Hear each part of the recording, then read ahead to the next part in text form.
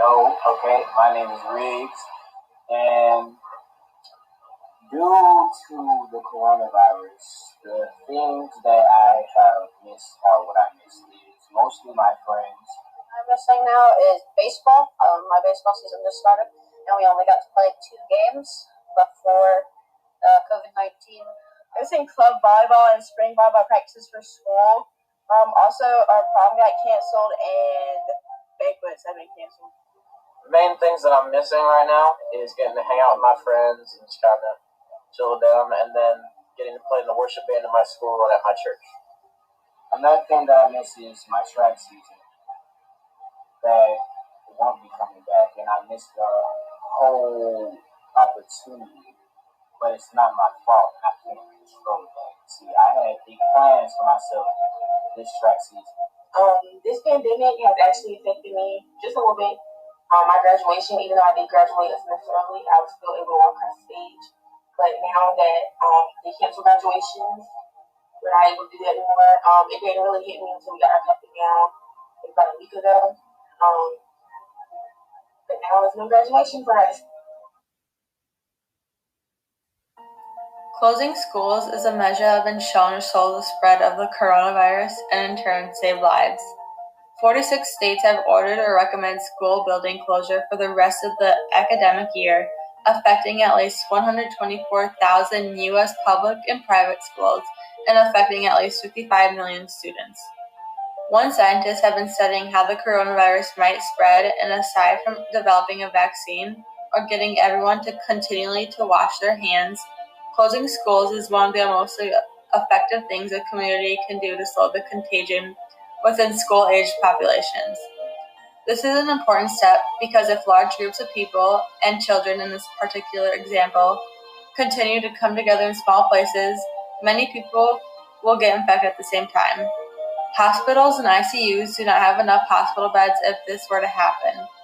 Research has found that such closures have helped contain outbreaks, but closing schools would also prevent large challenges for families, especially low-income families.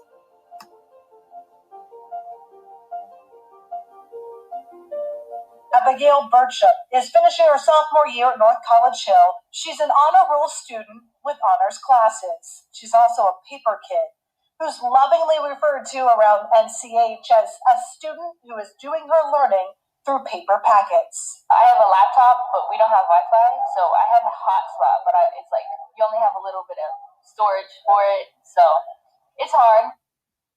Many schools are turning to technology as an alternative to in-school instruction, and many classes have gone online. However, this solution is not readily available for all students across the U.S. Many students in low-income and rural communities do not have access to internet. As seen from the graph, in the districts with the lowest percentages of students from low-income families, 21% of these students do not have access to the internet. Then, from schools with the highest percentages of students from low-income families, 64% of these students do not have access to the internet. Not all schools will be able to use technology-based interaction for every single student. If these schools decide they can't effectively help the kids, many of them will have no choice but to treat the missed days as incompletion, meaning they will either have to make up this lost time or redo the whole year. Students in these areas are already disadvantaged for many different reasons, and the coronavirus becomes a barrier to children in these areas from becoming successful.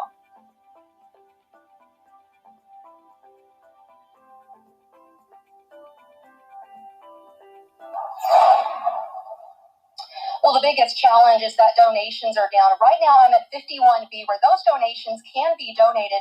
Now, right now, they are completely out of cleaning supplies, which is something these families need. It was horrible returning home. When this mother of 4 returned home to McDougall Terrace, Ashley Craig says this is what she walked into: mold, a dipping ceiling, and a sink that needs to be fixed. So I came back home in the midst of all of that with no heat and no hot water. In addition to all that, she and hundreds of other families are returning home in the midst of the coronavirus outbreak. To have to worry about your kids being safe from coronavirus and then being safe from being in an apartment that's not up to par. Another problem that low-income students face during this time of online learning is that schools may be the safest place for these students. Many children living in low-income, overcrowded, or less safe neighborhoods are likely to experience toxic stress from exposure to violence, homelessness, and economic insecurity that comes with being home more often.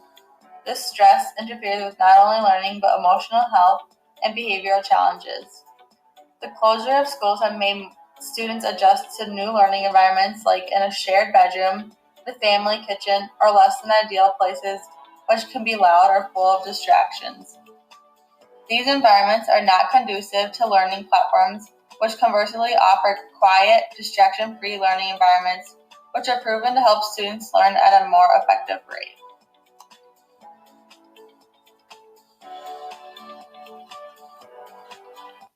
As far as help for families can get money in place of the free or reduced meals their children would have had at school. Of course, schools remain closed for the rest of the school year.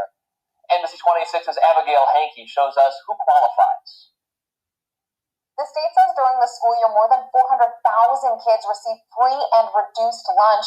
Today, they announced more than $140 million will not be available to help those families. It's part of the federal Families First Coronavirus Response Act, with the money coming from the USDA. Money will be available for students who get free and reduced meals at school. The idea is to give money to families in place of the free or reduced meals that students would have had at school. Schools remain closed for the rest of the school year. As far as what this means for families, between March and April, the amount is more than $170 per student.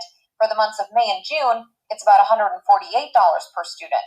The cards can be used like a debit card to buy food at a grocery store. We know many districts and community organizations are working tirelessly to help get critical nutrition to these children, and we are happy to announce today that more help is available to these families. Families that are already part of state programs will have the money put under their Quest or PEBT cards. For families that are not a part of state programming, they'll have to apply separately. The funding will be available through the first part of June. One final point that I will talk about is the fact that the closure of schools causes huge economic and social disruption, especially of the students who depend on free and reduced cost meals they get at the schools. Many students depend on schools for free and reduced price meals for lunch, breakfast, snacks, and even in some cases dinner. Children from low-income areas are already at a higher risk for poorer health and academic performances than children from higher-income households, and may be further disadvantaged by nutritional shortfalls. Due to the school closures, children are missing out on food services of at least $30 per week. The USDA has been releasing national waivers for mealtime and congregate meal setting requirements, allowing schools to innovate approaches to provide meals while maintaining proper social distancing. Many schools are developing their own solutions, such as in South Carolina, they announced grab-and-go sites, which can provide up to 5 days of meals at once.